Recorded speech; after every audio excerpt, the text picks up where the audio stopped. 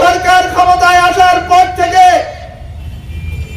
আমাদের রাজ্যে বিদ্যুতের উৎপাদন কমে গেছে। বিজেপি জোট সরকার প্রতিষ্ঠিত হওয়ার পর থেকে এই গ্রাহকদের উপর অতিরিক্ত কর চাপানো হচ্ছে।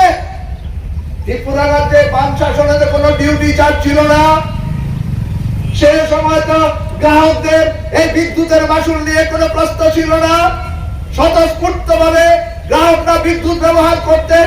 সেই সময় কোনো লোডশেডিং ছিল না, বাঞ্চমালাতে কোনো লোডশেডিং ছিল না। আজকে দিনের পর দিন গ্রামাঞ্চলে বিশেষ করে বিদ্যুৎ চলে যায়, সেই বিদ্যুৎ আসে না। তারপরে আমাদেরকে ডিউটি চার্জ দিতে হচ্ছে, যেটা বাম শাসনে ছিল না। আছে কোনো আলোচনা মন্ত্রী বক্তব্যের মধ্যে যে ফিক্সড চার্জ বলা হচ্ছে?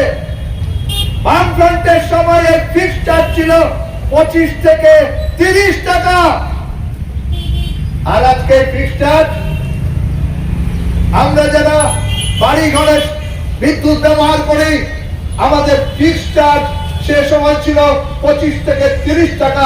আজকে সেই ফিক্সড চার্জ 210 টাকা থেকে 300 টাকা।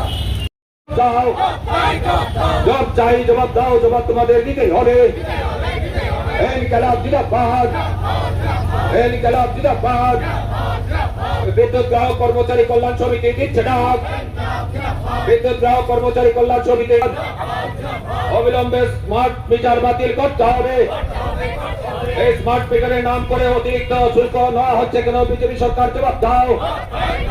অতিরিক্ত সারচার্জ নেওয়া হচ্ছে কেন? বিজেপি সরকার জবাব দাও।